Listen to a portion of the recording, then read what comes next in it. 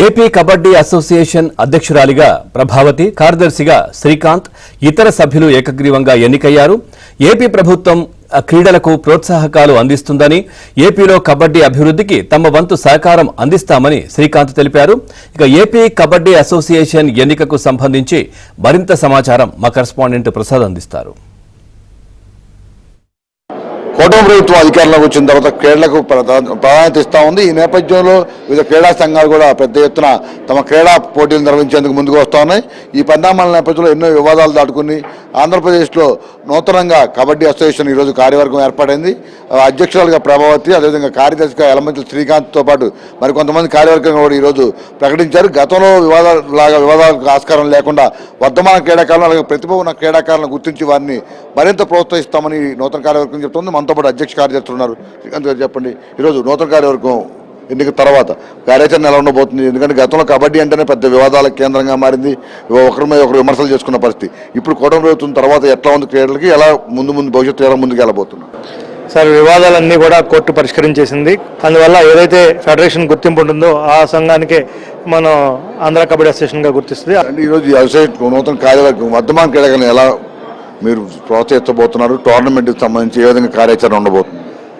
తప్పకుండా మన ఆంధ్రప్రదేశ్లో ఏదైతే చంద్రబాబు నాయుడు గారు కళ్ళకు అంటున్నారో మన క్రీడా ఆంధ్రప్రదేశ్గా ఉండాలని చెప్పి అదేవిధంగా మా ప్రణాళికలు కూడా ఉన్నాయి. ఎందుకంటే మేము అకాడమీస్ని సొంతంగా అసోసియేషన్ ఏర్పాటు చేసింది.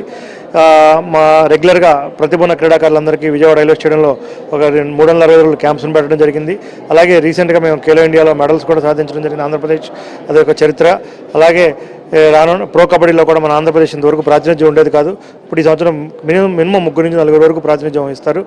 భారతదేశానికి కూడా ఇంతకుముందు ఒకళ్ళిద్దరు మాత్రమే ఎన్నికై ఉండేవాళ్ళు. ఎప్పుడో ఒక ఏళ్ల మీద లెక్కపడింది. ఇప్పుడు ప్రతి ఈవెంట్లోనూ జూనియర్, సబ్ జూనియర్, సీనియర్ ప్రతి ఈవెంట్లోనూ బాగా ఇండియన్ క్యాంప్స్కి, ఇండియన్ టీంకి మన ఆంధ్రప్రదేశ్ నుంచి వెళ్ళే విధంగా మేము ప్రోత్సహిస్తామని తెలియజేసుకుంటాం. ప్రభావతి గారు, మీరు చెప్పండి, ప్రధానంగా ఇప్పుడు క్రీడలకు సంబంధించి రాజకీయాలు గత మనదా చూసాం, క్రీడల కన్నా క్రీడల్లోనే క్రీడా రాజకీయాలు ఎక్కువని. ఇప్పుడు మీ అసోసియేషన్ తరఫున క్రీడాకారులకు ఇచ్చే భరోసా? రాజకీయాలు అయితే ప్రస్తుతం లేవండి. ఏకేఎఫ్ఐ ఎప్పుడైతే మా కబడ్డీ అసోసియేషన్కి ఎఫిలియేషన్ ఇచ్చిందో దాంతోనే రాజకీయం లేదని మీ అందరికీ కూడా, మరి రాష్ట్ర ప్రజలందరికీ, రాష్ట్ర క్రీడాకారులందరికీ, ముఖ్యంగా కబడ్డీ క్రీడాకారులందరికీ అర్థమైంది. కాబట్టి ఈరోజు 26 జిల్లాల నుంచి కూడా ప్రెసిడెంట్, సెక్రటరీని నూతన కార్యవర్గాన్ని ఎన్నుకోవడం జరిగింది. మరి క్రీడాకారులకి ఏ రకమైన గుర్తింపు ఇస్తున్నాము అని అంటే, మరి మన ఉమ్మడి ప్రభుత్వం మీరు చూస్తున్నారు కదా, మొన్న 2% నుంచి 3% చేసిందంటే అక్కడి నుంచే క్రీడలకి మన ప్రభుత్వం ఎంత బాగా ప్రోత్సహిస్తుందో మీ అందరికీ తెలిసిన విషయమే. అలాగే మేము కూడా అసోసియేషన్ తరపు నుంచి మా సహాయ సహకారాలు ప్లేయర్స్కి ఎప్పుడూ కూడా అందిస్తూనే ఉంటాము.